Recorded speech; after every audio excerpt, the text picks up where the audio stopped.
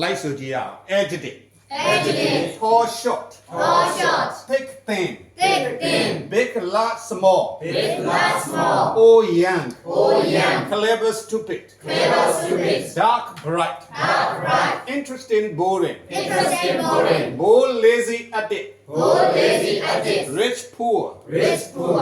important and important Important and important. ambitious and ambitious Ambitious and ambitious. notorious famous Notorious, famous. ဒါတွေအလုံးကဘာတွေ Adjective. ကိုကစကလုံးတွေမှတ်တဲ့အခါ adjective မှန်သိအောင်ဘယ်လိုဆုံးအောင်ပြန်မယ် Door. ဒေါ်ဆုံးမှသူ့ကို adjective မှန်သိမှာ adjective မှန်သိမှာ adjective ကိုဘယ်လိုသုံးရတယ်လဲဆိုတာဆရာတွေကသင်လို့အဆင်ပြေတာအဲ့လိုမှမသိဘူးဆိုရင်ဘာမှလုပ်လို့မရဘူးနောက်တစ်ခါ adjective တွေကိုကိုကမှတ်တဲ့အခါဒီလိုမှတ်ရတယ်လိုက်ဆို synonym Synonym. synonym Synonym. synonym Synonym. antonym Antonym. synonym Synonym. antonym Antonym. synonym Synonym. antonym Antonym. နောက်တစ်ခါ Synonym. Antonym. နောက်တစ်ခါ Synonym. Antonym. နောက်ဆုံးမှာအမ်နေနဲ့ပါဇက်ပိတ်ပါအပိတ်တန်တွေဂယုစိုက်ပါဒီလိုမဆိုပါနဲ့ synonym antonym synonym antonym မဟုတ်ပါဘူးပါဇက်ကိုရအောင်ပိတ်ပါပြန်ဆိုမယ် synonym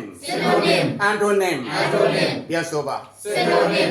Antonym. synonym ဆိုတာ same meaning မှာ synonym ဆိုတာ Same meaning. antonym ဆိုတာ opposite meaning antonym ဆိုတာ Opposite meaning. ဟာလား same meaning ကိုဘယ်လိုခေါ်မလဲ Synonym. opposite meaning ကို Antonym. အဲ့လိုမျိုးတွဲပတ်တာပိုကောင်းတယ်ဥပမာအရက်ရှည်တော့ဟောအရက်ပုတော့ Short. ကြီးတော့ Big.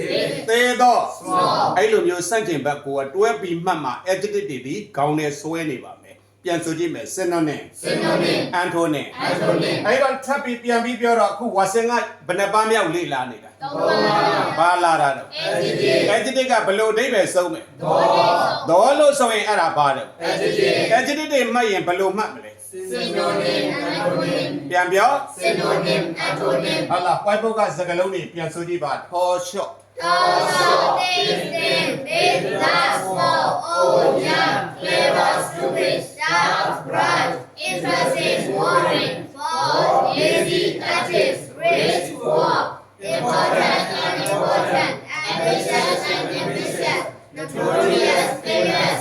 ဟာလားဒီမှာကြည့်လေတင်တန်းကိုလွှတ်ကြအောင်အဲ့ဒါကြောင့်အိမ်မှာမတက်နဲ့လို့ပြောတာတင်တန်းလာတော့ဒါကိုအတန်ထွက်တယ်ဘာထွက်လဲသိလားဘောတဲ့မဘောနဲ့နော်ဘောလို့မရဘူးနော် boat ဟာလားဘောကြိုက်လို့မရဘူးနော် boat အဲ့ဒါကြောင့်တင်တန်းကိုလွှတ်ပါဆိုတချို့ကအိမ်မှာပဲလေ့လာတင်တာဒီမှာလဲ boring မဟုတ်ဘူးနော် boring ဒီမှာလဲ boat မဟုတ်ဘူး boat ဟာလားတင်တန်းရောက်တော့အတန်ထွက်လေးတွေရစနားထောင်ပြီးတော့ပြင်ပေးလို့ရတယ် line ဘောကဆိုတော့ line ရဲ့တန်ဖိုးနဲ့ပဲအဆင်ပြေမှာအဲ့ဒါလေးတော့နားလည်ပေးပါပြီးတော့မှနောက်တစ်ပိုင်းဆက်သွားပါမယ်